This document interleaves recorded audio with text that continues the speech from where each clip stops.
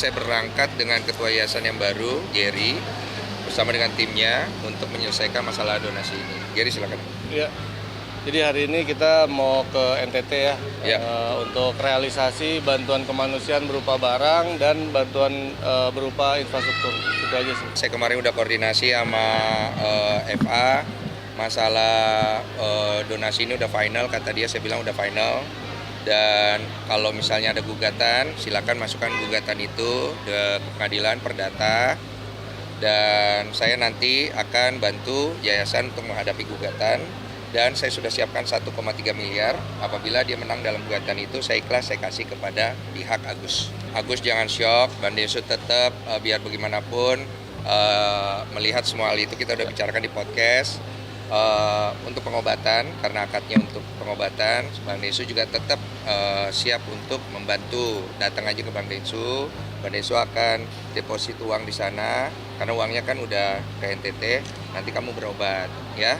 Kalau uangnya nggak mau dipakai berobat, mau dipakai untuk kelangsungan hidup, nanti ngobrol sama Bang Densu. Begini loh, ini uang donasi datang dari tempat saya.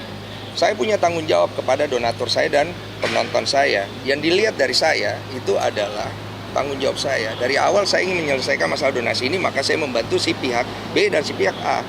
Saya disikat dengan bola panas, ya, dang, kena. Yang nolong saya istri saya di belakang nahan saya. Selesain masalah ini, Mas, yang aku baik-baik aja. Nggak usah takut sama hujatan. Ya udah, gue pikir ya udah, gue ambil lah beban semua, gue makan hujatannya, gue maju. Makanya gue bikin quotes, Allah, jangan takut, jangan gentar Densu. Allah bersamamu, pergi. Ya udah. Semua pasti ada konsekuensinya soalnya. Gary juga tahu itu. Betul.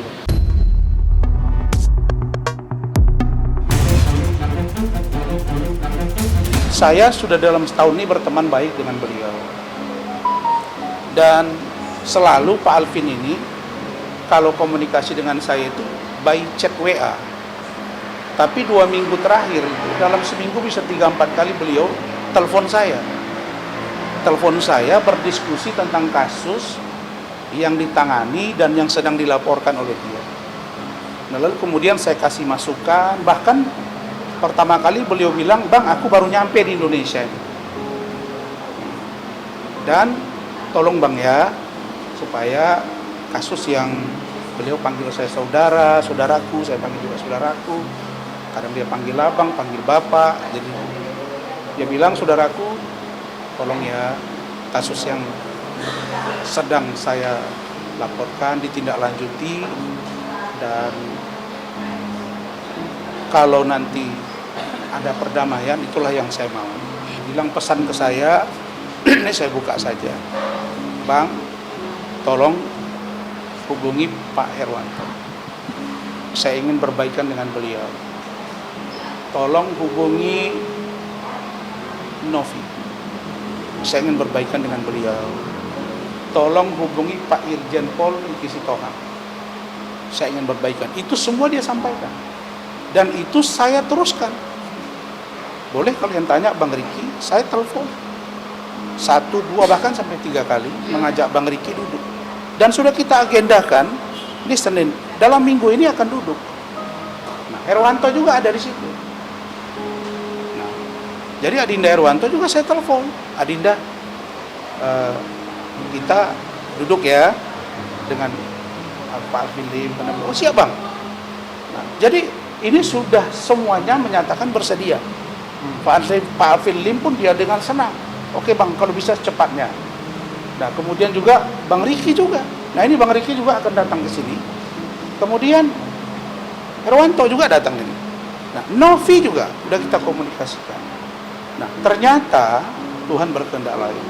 Besok seharusnya saya, Pak Alvin Lim, Bang Togar Situmorang, kemudian Bang Ander Situmorang, kami akan preskon. Sudah diagendakan di apartemen beliau. Setelah itu akan bareng-bareng ke Mabes Polri. Nah, tetapi karena faktanya begini, tentulah kita berduka dan nanti kita akan lihat tindak lanjutnya. Kami tetap merasa kaget ya, kayak nggak percaya gitu, karena baru kemarin kita dilaporin, terus tiba-tiba dapat kabar yang melaporkan kita sudah berpulang. Ya intinya kami ikut berduka cita, kalau kami ada salah kami mohon maaf. Semoga keluarga yang ditinggalkan diberikan kesabaran, itu aja sih. Tadi kan ketemu keluarga terus Ketemu. Kami saling maaf-maafan. Mereka minta maaf, kami juga minta maaf. Istrinya baik, anaknya baik, cuma ya namanya masih berduka, belum bisa banyak bicara. Ya keluarganya juga diwakilkan sama adiknya meminta maaf kepada Tenovi langsung. Istrinya juga sudah salam-salaman. Ya. Saya sudah memaafkan untuk para netizen untuk stop berbicara kasar, bicara buruk. Kita saling mendoakan sama-sama ya. Itu aja. Terima kasih sekali lagi. Intinya kami dan Novi, saya dan yang lainnya sudah memaafkan Ko Alvin. Oke.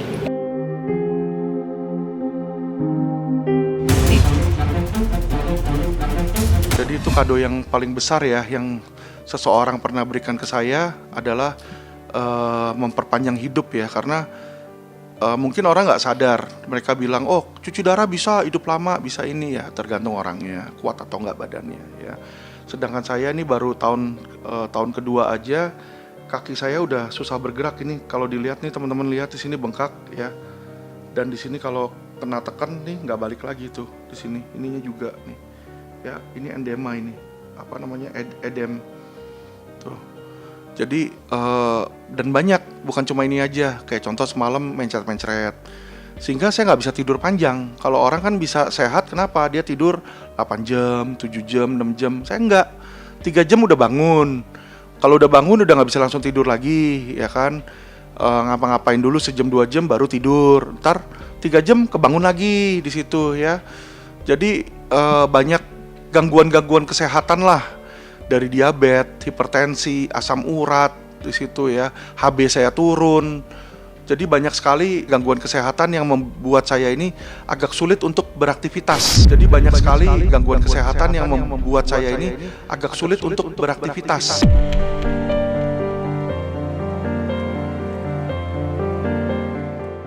Saya sih berharap kalau memang bisa saya sehat kembali, otomatis kan darah tinggi saya turun nih, ya kan? Karena kadang orang selalu bilang, Alvin kok marah-marah terus.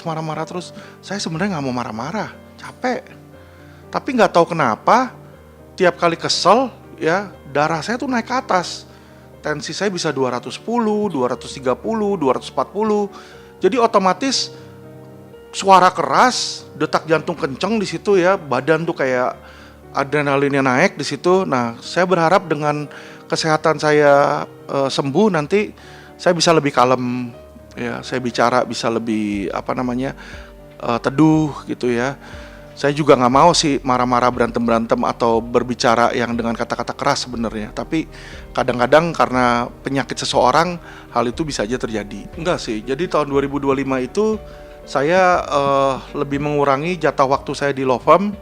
Saya akan menambah jatah waktu saya di kecerdasan keuangan. Kalau law firm ini kan orang yang sudah kesulitan ya istilahnya, dia udah terjerat. Sedangkan keuangan ini kedepannya bakal jauh lebih penting karena akan Indonesia ini masuk ke resesi dan jumlah orang-orang yang miskin akan lebih banyak. Nah, dengan saya memberikan konsultasi keuangan dan training keuangan ya, kecerdasan keuangan, maka banyak orang yang tadinya nggak bisa jadi kaya bisa jadi kaya. Itu yang saya harapkan ya, agar supaya rakyat Indonesia lebih banyak makmur. Jadi tahun 2025 saya akan memperbanyak waktu saya di bidang keuangan.